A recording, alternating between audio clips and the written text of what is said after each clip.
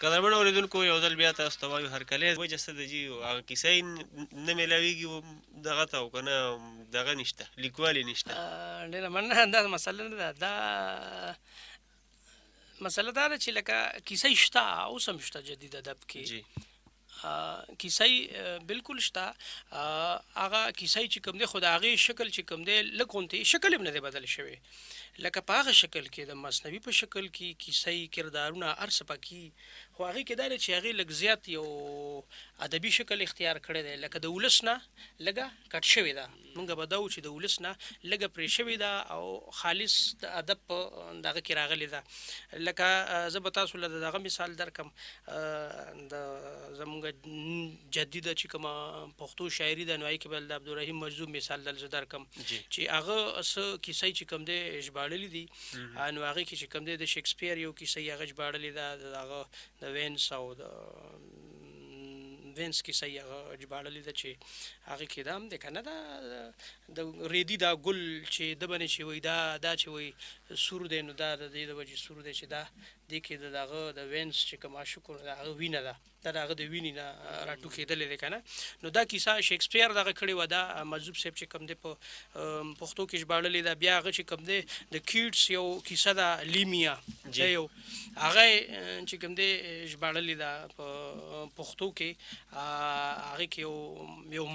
یو مارنګه ده لکه ښاماره ده،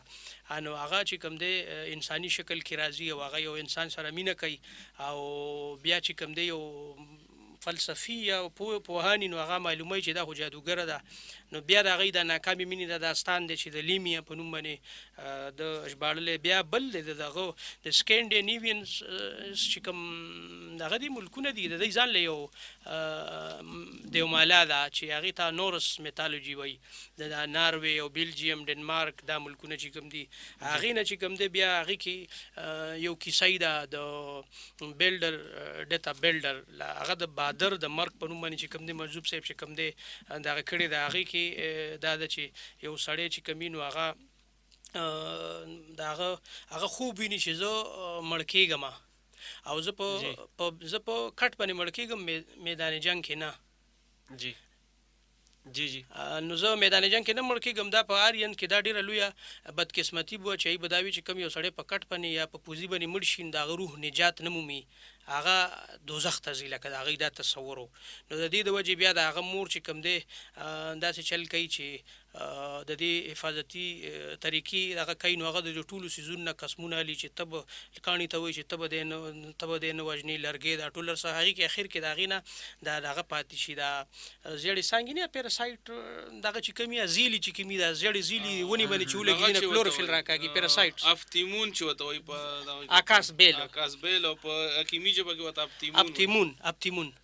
نو هغه ته دا پاتې شوی، نو هغې کې بیا دا کارو کې دي چې قسمت خولی چې قسمت هر حال کې پېښېږي، نو شیطان راشي نو د هغه یو ړوند روري، نو چې ټول خلک په ګزارونه کوي یا باندې هغه اثر نه کوي یا څیزونه، نو دی د هغې له ښه څوکه وباسي، یې باندې څه جادو مادو کېدلی وي چې تی مولا خو نو چې دی ولي په زړه کې د هغه ښخ شي یا مړ شي لکه. نو دا کیسه یې ده، دا دغه د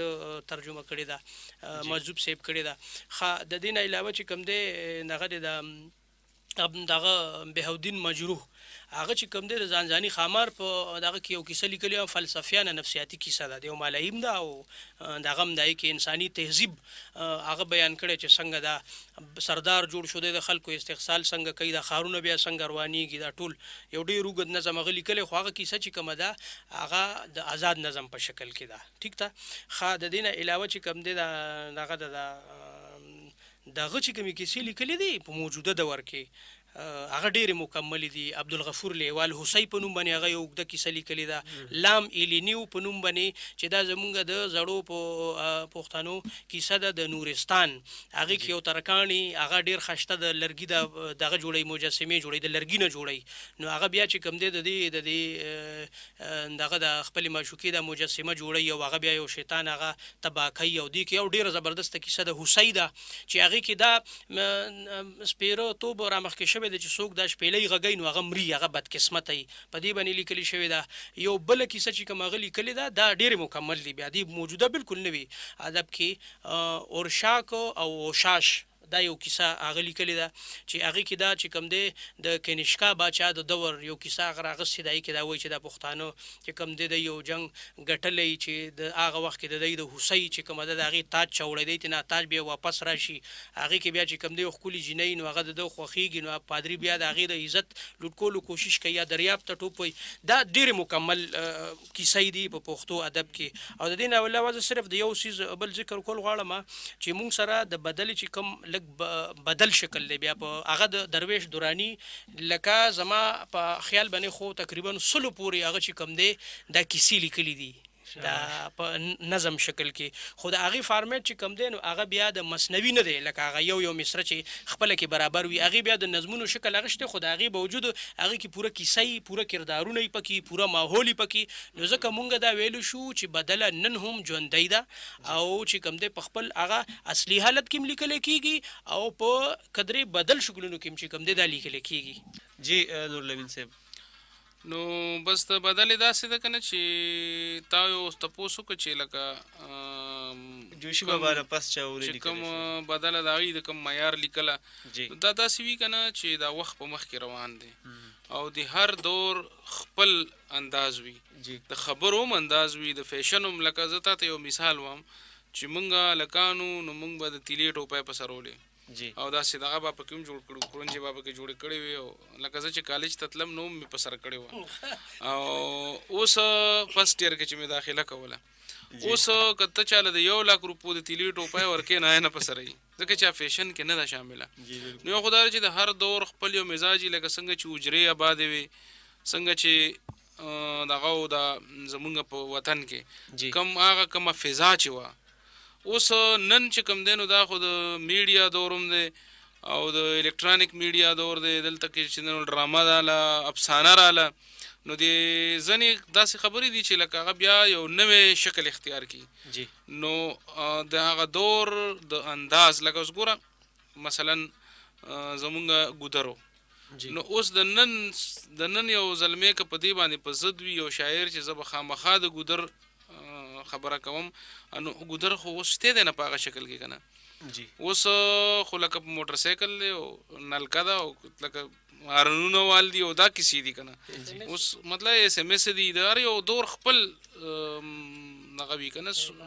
ماحول وي نو زما خیال دی چې اوس هغه بدلې ته او هغه چاربیتې ته ماحول جوړ نه دی لکه د دې دور شاعر به چې دی نو د دې دور په انداز کې شعرونه وایي د دې دور لوبې به وایي د دې دور سندرې به وایي لیکلي شوي دي سندرې هم لوبې هم خو د هغې فارمیټ په هم د دې دور وي ځکه چې د ارتقا کومو پوړو نه خلک راتېر شوی دی نو واپس دې کې ریورس ګیر نشته سړي زړه غواړي زه هم وایم چې زه دې بیا واپس هغه دور ته لاړ شم خو د هر چا دا زړه غواړي خو دا خوب نه دی دا نوره بېخوبي پیدا کوي دا یو داسې خوب دی که نه دا دغه سلما شاهین وایي که نه زه هم هغسې وړه یو نظم مې دی خو لکه زه دا وایم چې دا یا دغه چې وایي زموږ خادم صاحب چې ارمان چې زه ماشوم وی د هغه یو ډېر ښایسته نظم دی ما هلکوالي کې د هغه نه اورېدلی و چې هغه په خپله په ترنم کې کله وي مطلب دا دی چې داسې ممکن نه وي لکه ریورس ګیر نشي لګېدی نو د دې وجې نه د دې دور خپلې تقاضې دي د دې دور خپل جانرونه دي یا اصناف دي دا به هم خلک کوشش وکړي ګوره په دې کې اوس لکه مثلا نور سید قریشي دی هغه ډېره ښه چاربیته لیکي خو هغه ته مونږ مکمل د دې دور شاعر نشو ویلی لکه مونږ دا ویلی شو چې دا د هغه دور د خلکو د پټکي زونډی دی که نه داسې دی نو د ده په وجه سره د ده په روح کې چې دی نو هغه دور آباد دی لکه د ده په باطن کې چې دی که نه هغه کمپلیټ موجود دی مکمل نو ځکه هغه چاربیته لیکلی شي په دې دور کې نو دا یو دغه زمونږ بدله چې کومه ده نه دا زمونږ بس ډېر ښه ډېر خوندناکه ډېره ښه لګي ځکه چې په بدله کې ټیل دی ما د بایسه په امریکا والو هم دا خبره کوله چې په بدله او په افسانه کې څه مماثلت دی نو ما ورته وی چې د فارمیټ په لحاظ سره او د سټرکچر په لحاظ سره خو پکې څه نشته خو ټیل په دواړو کې شته هغې کې هم کیسه ده دې کې هم کیسه ده خو هغه کیسه په نظم په شکل کې ده دا د نثر په شکل کې ده هغه د اورېدو دپاره ده دا د لوستو دپاره ده خو کیسه یې دواړو کې شته بدله کې هم کیسه ده دې نو کیسه یې چې دا د انسان خوښوي لکه د ماشوم هم خوښوي د لوی هم خوښوي د کیسه خپل لکه څنګه چې د الف لیله وي داستانونو باره کې دا ویلی شي که نه چې دا به دا زر کیسې ځکه لیکلي شوي دي چې یو بادشاه نو هغه به چې دی نو واده وکړه نو خپله ښځه به وجله سهار هر یو بیبي به خپله وجله نو د وزیر لور وه ډېره هوښیاره وه او ډېره ښکلې وه نو هغې ورته پلار ته وي چې ما ورته واده کوي خو دا شرط وضع کېدی چې زه به ځان سره 2 ماشومان بوزم نو زه به ورته کیسه یې کوم نو هغه وی چې ټیک ته نو چې کیسه یې هغوی ته شروع کړه نو دې کې سحر شو نو هغه وړو ته وایي چې نوره کیسه دا خو سحر شي نوره کیسه به ته بله شپه کوم کیسه خلک د شپې کوي نو هغه بادشاه د دې وجې ژوندی پرېښوده چې دې کې بیا څه وشو چې کیسه یې وروستو به څه کېږي نو بیا بله شپه یې بیا هغه ځای پرېښوده سسپنس کې نو زر شپې په دې طریقه تېرې کړې هغه به وي چې زما بیبي به ما نه یو شپه ژوندی صرف پاتې کېږي سهار به یې زه وژنم دې په خپل ذهانت او فراست او په کیسه د سسپنس د وجې زر شپې نو دا الف لیله وي داستان ورته ځکه وایي چې په یو شپه په زر شپو کې لیکلی شوي کیسه نو هغه بیا دا پرېښوده لکه بیا یې ورته وي چې ته دومره ذهین یې زما مطلب دا دی چې لکه د کیسه لکه انسان چې کله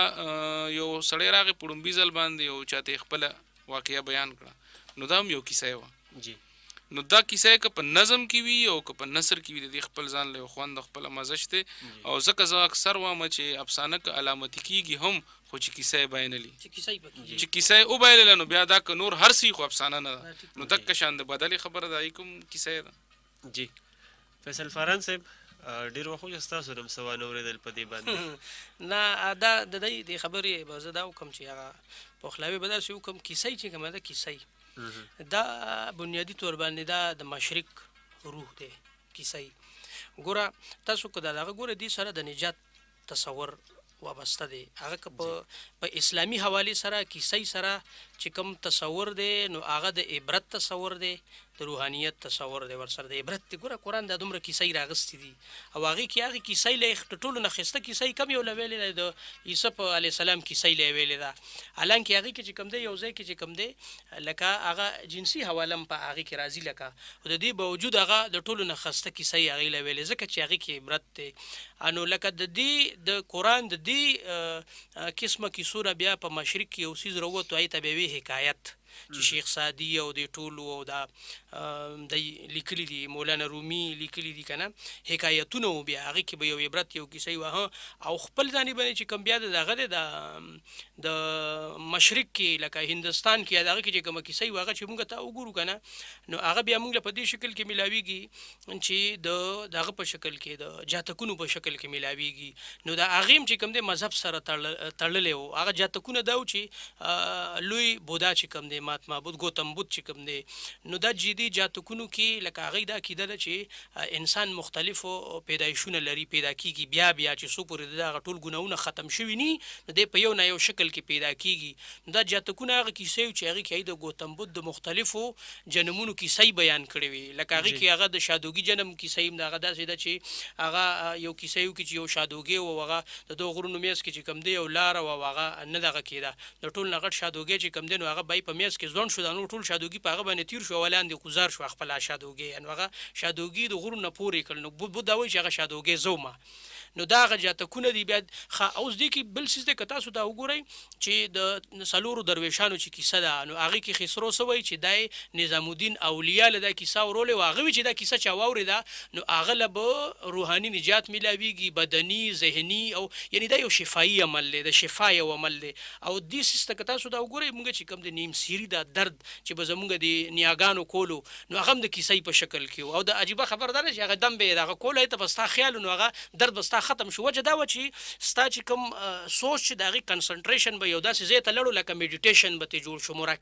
مراقبې یو کیفیت به جوړ شو نو هغه ویوز چې کوم دي په دماغو کې مختلف چې کوم د درد او د هغې نه راپیدا کېږي شی به یې غیب کو یعنې بنیادي څیز بیا دې کې دا و مشرق کې توجه میډیټیشن د میډیټیشن هغه شی دی چې دا مونږ بد مت کې وینو په دغه کې جین مت کې وینو هندو مت کې چې کوم دی وینو نو د هغې کیسې چې کومه ده د هندوستان د مشرق کیسه چې کومه ده دا په 2 سیزونو ده دا په میډیټیشن باندې ده نجات باندې ده او د قرآن کیسه چې کومه ده اسلامي روایت چې کوم دی نو هغه په عبرت باندې ده چې دې نه ته څه د حکمت خبرې زده کړې د عقل د پوهې لکه مثلا د ذکر وکړه د سورت یوسف لکه د یوسف علیه السلام د کیسې نو په هغې کې چې سړی هغه ټوله کیسې مضغو کې راولي لکه احسن القصص وته ویل شي د قصو د ټولو نه ښایسته کیسه ده. نو یو پکې دا خبره ذهن ته راځي چې قرآن کریم دا وایي چې کوم لیډر وي نو دغه کردار به مضبوطي لکه یو دا ښایي چې لیډرشپ چې دی که نه دغه کردار به مضبوطي. وګوره په دې دور کې هم پیرنګیانو هم چې دی نو امریکنیانو هم چې د خپل لیډر په دې باندې د هغه امپیچمنټ کړو چې هغه باندې د کردار شک راغی د کلینټن. نو یو دا قرآن، دویم دا چې ذخیره اندوزي څومره بده خبره ده، خو قرآن وایي چې لیډر چې دی د ملک قوم نو هغه به کوي دی به د قوم دپاره کوي، لکه دی به د بدې ورځې دپاره پریکاشنري موټوز دپاره د سره به ریزالټس وي، لکه څنګه چې یوسف علیه السلام وایي که نه چې دغه دی چې دا به د راتلونکي نو ګودامونه، نو مطلب دا چې سټیټ سره به وي، د سټیټ د سربراه ذمواري دا ښایي چې دا به وي، نو دی به کوي. عام سړي ته نشته اجازه، دغه عام اسلام چې دی که نه دا په خرچ یقین ساتي، خو چې کوم د ملک سربراه دی د ملک بیت المال دی نو هغې کې به سټاک ځکه پروت وي چې پریکاشنري موټیوز دی ته وایي په اکنامکس کې، چې لکه منی چې دا پیسه چې ده نو دا هغوی وایي چې دا د پریکاشنري موټیوز دپاره د نیچر کلیمیټیز دپاره یعنی د آفتونو دپاره دې دپاره به دا ته ځان سره څه ساتې. نو دا قرآن کریم 1400 کاله مخکې د یوسف علیه السلام په صورت کې دا حکمت دی که نه، چې نو داسې پکې 2-3 نورم حکمتونه، مطلب دا چې دا ځکه دا خبره ټیک ته چې کمې کیسې ځکه وایم قرآن زمونږ دین مونږ ته وایم چې کیسه ښه شی دی لکه په دې شکل کې چې کیسې خلک یو بل ته کوي، خو په هغه چې هغه د عبرت کیسې. ګرانو قدرمنو اورېدونکو، اخلو یو وړه شندمه او د دمې نه پس بیا ستاسو نیغ په نیغه کالونه هم اخلو. نو راځئ چې وړه شندمه واخلو، دمې نه پس بیا ستاسو په درانه خدمت کې راځو.